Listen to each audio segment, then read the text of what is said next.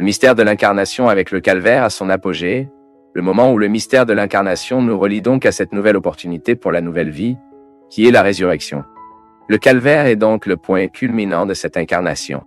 Dieu a assumé notre condition et a conduit aux dernières conséquences qui sont précisément, ne fuyant pas la mort, ont conduit aux dernières conséquences de la richesse de la condition humaine, qui est précisément pour pouvoir souffrir, pour se battre, afin que la victoire ultérieure se produise.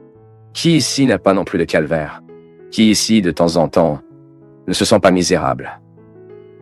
Avec une douleur qui prend notre sommeil, avec une préoccupation, avec une lutte. C'est la vie. Et ce n'est pas différent en moi, il nous suffit d'avoir l'occasion de partager. Et nous constaterons que nous sommes très similaires dans ce que nous ressentons, dans les peurs que nous avons, dans les joies que nous voulons. Combien nous souffrons lorsque nous sommes blessés, lorsque nous sommes calomniés, lorsque nous sommes trahis. Et quand nous devons vivre dans notre chair, la tristesse de la condamnation. C'est ce que Jésus a souffert. Mais tout cela et nous pouvons extraire un sens de tout cela en découvrant que chaque victoire est possible, même lorsque nous échouons apparemment, même lorsque nous avons ce sentiment de défaite. Non, la victoire de Dieu est préparée dans tout le cœur, qui, même apparemment vaincu, n'abandonne pas les combats. C'est la grande différence, mon peuple. C'est ce qui différencie un être humain de tous les autres. Quelle est l'importance dans nos vies que nous avons devant nous, quelle lutte que nous devons gagner. Et j'arrive toujours à la conclusion que la lutte la plus difficile à surmonter est celle que je freine. J'établisse chaque jour avec moi-même. Parce que s'il y a quelqu'un qui peut me vaincre dans cette vie, c'est moi. Cette conscience, et je ne viens pas à moi. Je sais que pour que Dieu fasse de moi un gagnant, je dois me battre tout le temps pour ne pas me vaincre. Nous en avons parlé ici la semaine dernière, car nous avons boycotté. Et il est difficile de répéter un peu. Car cette semaine de victoire, nous savons que toutes les marches de Jésus sur la montée de votre cheval représentent également nos ascensions. Mais nous risquons d'être allongés là au cours des premières saisons, sans arriver à la victoire de la résurrection, si nous ne prenons pas de posture qui nous favorise, et qui favorise cette action de Dieu dans nos vies. Ce qui est précisément l'occasion quotidienne pour vous de jeter les déchets que l'autre vous a laissés, de vous de recycler, que vous rétabliez votre engagement à la vie, vous renouvelez votre désir d'être vous, pour faire ce que vous faites, pour aimer qui vous aimez, pour souhaiter ce que vous voulez. Le vainqueur doit passer par la défaite. C'est inévitable. Moi, si je n'ai pas besoin de visiter mes sentiments les plus petits quotidiennement, je ne pourrai pas atteindre les sentiments les plus nobles. Si je ne visite pas mes échecs quotidiennement, je ne saurais pas comment recevoir la victoire, ce que je peux non plus. Même aujourd'hui, j'ai vécu un moment aussi éclairé cet après-midi. Prenant une décision de ma vie là-bas, à ce moment-là. J'ai demandé à Dieu, moi, mon Seigneur, me donne un signe de votre protection ici et que je fais la bonne chose. Quand je regarde le ciel, mon peuple, j'ai vu dans ce signe de la nature, comme Dieu me disant, « Allez là-bas, mon fils. Fais ce que tu dois faire, que je suis de ton côté. Comme je l'ai toujours été. Je ne vous permettrai pas de faire un faux pas. Parce que je vais vous dire quelque chose, ce prêtre ici est pécheur et misérable. Mais s'il y a une chose qu'il a, c'est la certitude de la protection de Dieu. J'ai beaucoup de misère, mais il y en a beaucoup. Je visite ces misères tous les jours, pas tellement avec les attitudes, mais dans la reconnaissance de la misère qui vit en moi. Et grâce à lui que je fais mes efforts quotidiennement pour ne pas permettre à ces misères de prévaloir. Parce que son projet pour moi est beaucoup plus grand. Son projet pour vous est beaucoup plus grand. Et faire l'expérience de cette victoire passe par ce que vous êtes. C'est inévitable. Si vous n'êtes pas disposé à traiter avec vous, abandonnez. Vous ne saurez pas comment gérer Jésus. Vouloir cette victoire signifie également faire ma lutte quotidienne afin de pouvoir mettre à jour cette victoire de Dieu dans ma vie. Oh, mais tant de choses désagréables se sont produites. Nous sommes au-dessus de cela. J'ai dit cela ici plusieurs fois. Je préfère être volé pour être celui qui vole. Je préfère être dupe d'être celui qui trompe. Je préfère être le crucifié pour être celui qui crucifie. Oh, donc vous avez des problèmes psychologiques, vous êtes malade. Parce que j'ai choisi de faire une expérience d'être comme Jésus. Même misérable. Je veux viser ma vie. Guider ma vie. Mes choix dans ces choix. C'est ainsi que nous allons. Moi à mon chemin, à vous de la vôtre, mais ensemble. Ensemble. Vous pouvez laisser votre demande de conseil, mais aussi votre demande de prière. Que Dieu vous bénisse beaucoup, et que Dieu vous donne beaucoup de sagesse pour faire face à vos pertes aussi. Parce que tout le temps nous perdons. Tout le temps nous traversons l'expérience de la perte. C'est inévitable. La vie est comme ça, Mais en même temps, nous voulons apprendre ce que nous perdons. Je trouve beau qu'ici, dans l'évangile de Marc, il y a un personnage que Jésus trouve qui avait 2 handicaps. Il était sourd et muet. Je trouve cela intéressant la façon dont Jésus interfère avec la vie de cet homme. Voyons ici. Jésus a de nouveau quitté la région du Pneu, a traversé Kidonia et a continué jusqu'à la mer de Galilée, traversant la région de la Décapole. Puis ils lui ont amené un homme sourd et pouvait à peine parler, et lui ont demandé d'imposer ses mains sur lui, le démonter, loin de Coucle. Jésus a mis ses doigts dans ses oreilles, cracha avec la salive et toucha sa langue.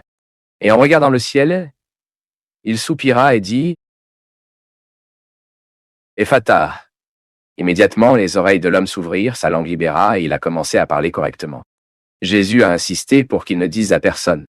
Cependant, plus il a insisté, plus ils l'ont annoncé. Et, plein de grande admiration, a dit « Tout a bien fait. Fais écouter les sourds et les muets. » Quand je vous dis que nous sommes souvent réactifs, plongés dans une petite routine de réflexion, je pense que nous ressemblons à ça. Nous n'avons pas pu entendre et, par conséquent, nous n'avons pas pu parler. Ensuite, nous sommes bestiaux. Savez-vous quand vous vous rendez compte que vous vivez tous les jours de la même manière? Je me souviens en particulier que lorsque je suis allé à l'université, en particulier la philosophie, je me sentais très vivant. Car chaque jour, je suis sorti de la classe éclairé par une nouveauté. La philosophie nous retire du bon sens. Elle nous apprend à réfléchir plus profondément.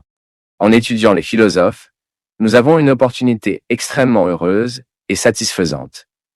Une immense satisfaction de pouvoir surmonter ces vieilles visions que vous avez eues et ensuite identifier qu'ils étaient mesquins, petits, étaient pauvres. La philosophie étant notre façon de penser. Je sors de ce qui était banal et commence à réfléchir plus profondément, avec plus d'ambiance. La philosophie étant notre regard. Je me souviens que, quand j'ai quitté la classe, illuminé par ce que j'avais entendu de mes professeurs, waouh, comme c'est merveilleux! Je n'avais jamais pensé de cette façon. Cela a changé ma façon de voir le monde. D'une manière ou d'une autre, j'ai été guéri d'une cécité. La première leçon que j'ai eue en philosophie était très simple. Le professeur a pris un livre et a dit « Que voyez-vous » a tenu le livre. Tout le monde a dit « Un livre est la réponse la plus évidente ». Puis il a dit « Oui, mais avec plus d'humilité, vous ne voyez pas tout le livre.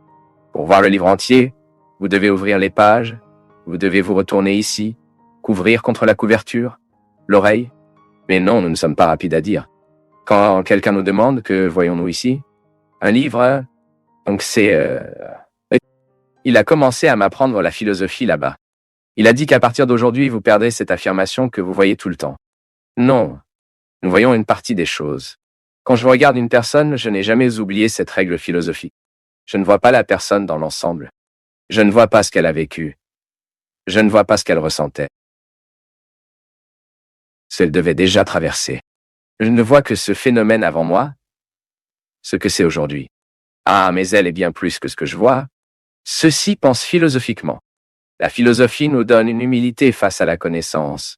L'expérience de l'étude de la philosophie était pour moi un peu ce que Jésus a fait à cet homme. Il m'a appris là-bas, par la connaissance. Dieu m'a donné l'occasion de modifier ma façon d'écouter. Et par conséquent, Dieu a changé ma façon de parler. Parce que c'est très intéressant. Lorsque vous vous rendez compte que votre discours est en cours de construction en fonction d'un moyen de voir le monde, avec une façon d'écouter le monde. Ce que je peux capturer du monde devient alors de la parole. Ensuite, cela passe par mon discours, vient à vous à travers la réflexion que je fais. Et je continue de penser que mon rôle de prêtre passe au-dessus de partout, éveillant les gens pour entendre plus d'amplitude, pour parler plus précisément, plus prudemment. Vous savez, je pense que notre conversion nous met dans un contexte de réflexion qui nous aidera à identifier, en fait, ce qui nous rend heureux et l'identifiant, nous commençons à modifier la structure de nos vies qui nous entravent. Ce qui empêche nous de vivre ce bonheur pour lequel nous avons été créés. Donc aujourd'hui, c'est une autre occasion que Dieu doit guérir notre façon d'écouter et notre façon de parler. Vous savez que parfois nous vivons avec une personne difficile. Et si nous ne changeons pas la façon dont nous entendons cette personne, nous ne pourrons jamais vivre une réconciliation avec elle. Parce que nous entendons toujours la même manière. Nous avons déjà des oreilles dépendantes. Nous pensons déjà qu'elle vient toujours nous dire la même chose, et motivée par les mêmes sentiments, pour les mêmes raisons. Lorsque vous ouvrez votre cœur pour laisser l'autre, avoir la possibilité d'être différent de vous, avant vous. Vous pouvez même entendre différemment ce qu'ils vous disent. Pardonnant parfois, il consiste à écouter différemment ce que vous entendez chaque jour. Ou regarder différemment ce que vous regardez chaque jour. Parlez différemment ce que vous dites chaque jour. Ensuite, nous serons plus heureux car vous êtes moins attachés à vos préjugés, votre petit, ce qui est le plus superficiel en vous.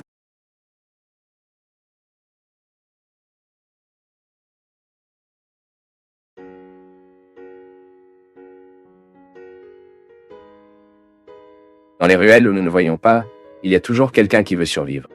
La vie est menacée dans de nombreux endroits.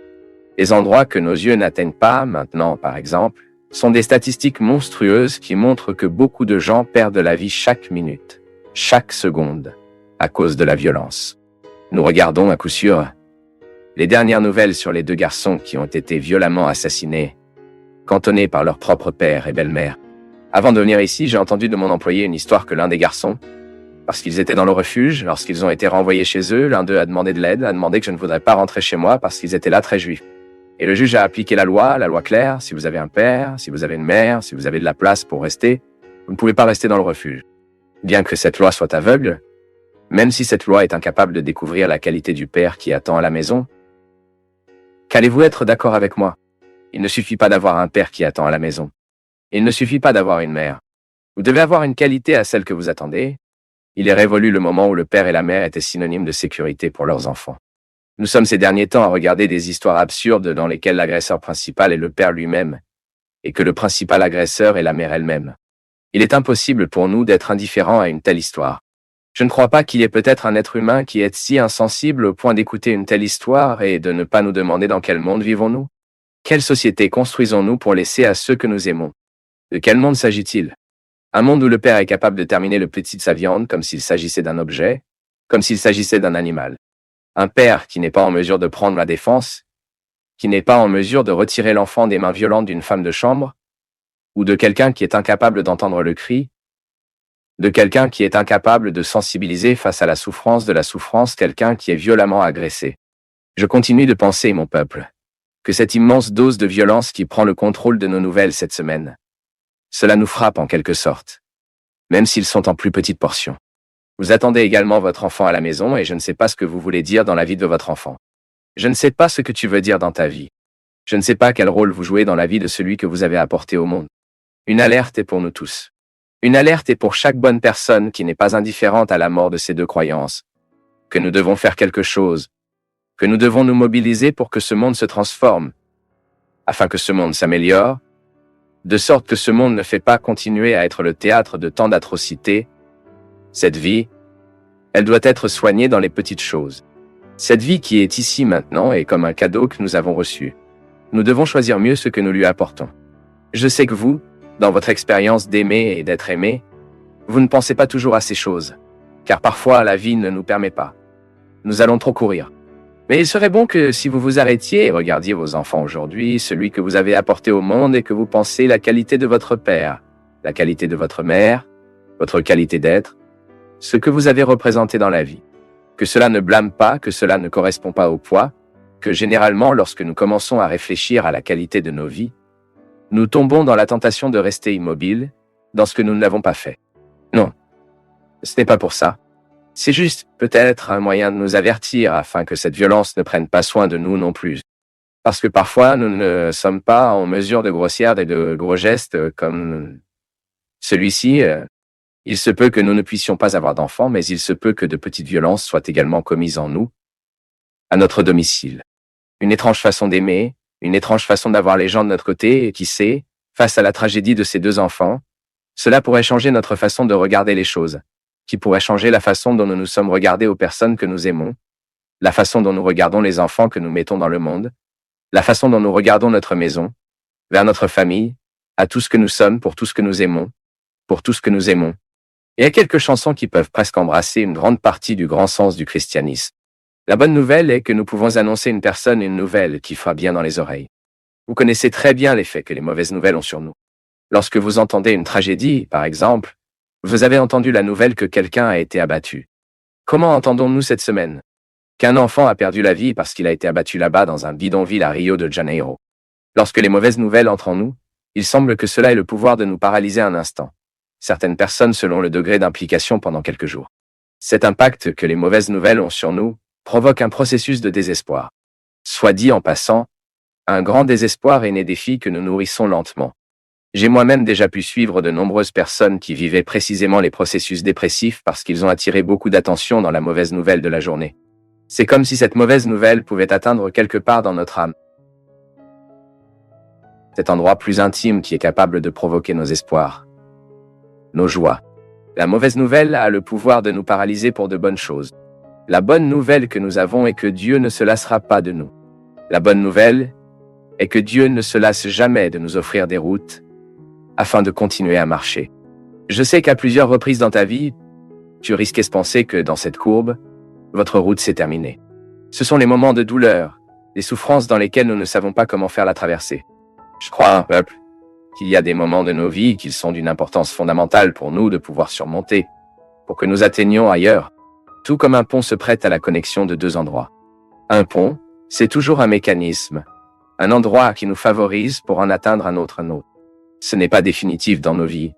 Vous les passez car vous devez continuer votre promenade, et soudain, vous avez un obstacle devant vous. La souffrance se prête à la vie humaine de la même manière, tout comme un pont nous prête pour nous amener de l'autre côté. Et le grand défi est que nous ne voyons pas la réalité définitive sur le pont. Il se peut que si nous ne regardons que le pont, nous ne pourrons pas voir l'autre côté. Et les souffrances traversent souvent des lieux. Grâce à eux, nous n'avons pu réaliser plus de choses nobles, des endroits plus nobles, ce qui jusque-là les joies ne nous avaient pas fourni. Les gens intéressants sont des gens qui savent faire les passages à niveau tout le temps. Et en passant, les souffrances, ils ne sont plus bénéfiques dans la vie humaine, au moment où nous le considérons comme des déterminants définitifs. Non, ce ne sont que des passagers. Vous le savez très bien. Pendant un certain temps de votre vie, vous avez dû vous préparer dur pour que vous puissiez entrer à l'université. Et cette période de la souffrance aujourd'hui en vaut la peine. Et il est vu d'une manière très rédemptrice. Aujourd'hui, vous avez réussi à faire votre collège, à avoir votre profession. Aujourd'hui, vous vivez d'autres sources. Aujourd'hui, vous vivez d'autres passages à niveau. Nos difficultés de chaque jour, qui se prêtent également à être des ponts pour nous aider à atteindre l'endroit que Dieu a préparé pour nous. Plusieurs fois, nous sommes découragés, nous sommes arrêtés dans notre processus, car nous ne regardons que ce qui se passe. Mais non, il est toujours bon que nous réalisions que Dieu nous invite à aller au-delà. Et c'est la bonne nouvelle. Dieu continue de nous croire. Dieu n'a pas encore fatigué de nous. Notre désir aujourd'hui est d'atteindre votre cœur, de bien le faire, à travers un mot qui peut vous aider à penser, à vivre, à ressentir. La belle religion est que nous constatons que le discours peut non seulement nous engourdir, mais il ne peut pas non plus supprimer nos espoirs. Il a ce beau mélange de terre et de paradis. Pour que nous ayons ressenti, pour que nous continuions à savoir que le discours nous concerne. Je ne suis pas seulement la terre, je ne suis pas seulement le paradis non plus. Le discours de la miséricorde passe par cette façon tout le temps. Il nous apprend, nous renforce, sachant que nous sommes quelqu'un qui attend quelqu'un d'autre. Donc intéressant, nous découvrons dans la sécurité des affections l'héritage spirituel. Celui que vous laissez à vos enfants au moment où vous les aimez. Nous célébrons maintenant le 30 dernier, le mariage en argent de quelques grands amis qui est Marco et Valdete, là et Cianor. La belle célébration est que, en fait, nous ne célébrions pas une théorie. Nous célébrions la vie, la gravité avec laquelle le mariage a été pris à l'intérieur de cette maison. Au cœur de Marco, au cœur de Valdete, et le déploiement de Luca et Eduardo, qui sont leurs deux enfants. Savez-vous ce qui est beau, mon peuple? Il s'agit d'identifier que Marco et Valdete travaillent pour laisser un héritage matériel. Ils travaillent, comme tout le monde aime travailler, pour avoir une vie saine, pour avoir une vie digne. L'œuvre nous donne cette dignité, non? Mais l'héritage qui soutient vraiment la vie d'un enfant, et Valdete et Marco le savent, est ce caractère que vous laissez dans l'âme et qui donne à l'enfant plus tard, des conditions pour bien gérer ce qui était matériellement. Parce que s'il n'y a pas de caractère, en peu de temps, l'héritage matériel disparaît.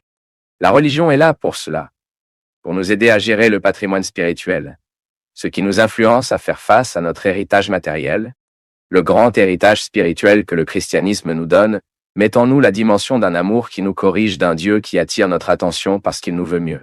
Cela éduque le caractère. C'est que vous laissez des marques indélébiles, c'est-à-dire ne pas parter. Un père, pour le moment dans lequel il aime son fils, qu'il éduque, et ce garçon sera un grand homme. Elle sera une femme formidable car ils ont hérité d'un héritage spirituel. Ils n'ont pas hérité seulement de la question. La matière se termine, pas. Mais alors, qu'est-ce qui nous fait? Le christianisme est une belle proposition, née du cœur de Jésus, déjà vécue différemment, imparfaite, car Jésus est la plénitude de cette révélation. Dieu, depuis le début de tous les temps, a voulu nous apprendre qu'avoir la religion est de vivre la dimension des deux héritages. Vous travaillez pour le matériel, mais vous pouvez également vivre la beauté du spirituel qui nous aide à diviser le matériel. La pauvreté grandit dans le monde. L'injustice grandit dans le monde car notre personnage n'est pas formaté pour la solidarité. Par exemple, une famille doit nous apprendre cela. C'est là que nous avons appris. Lorsque nous commençons à attirer l'attention des petites choses. Lorsque votre mère dit « Regardez, retournez ce jouet parce que ce n'est pas le vôtre », vous êtes éduqués pour être gérés dans ce nouveau personnage. Et Dieu veut faire ça avec nous tous, mon peuple. Sa parole est là pour nous guider, pour nous faire penser à ce personnage. Cette différence que nous devons exercer dans le monde d'aujourd'hui. Je vis de cette responsabilité. Avec mes faiblesses, avec mes possibilités, tout cela à son service, pour faire en sorte que ce royaume se produise là où je travaille, où j'étudie, dans la maison où je vis, dans la famille que j'ai constituée. Nous n'avons jamais échappé à cette responsabilité de quitter cette marque de christianisme dans le monde où nous vivons, dans le travail que nous faisons.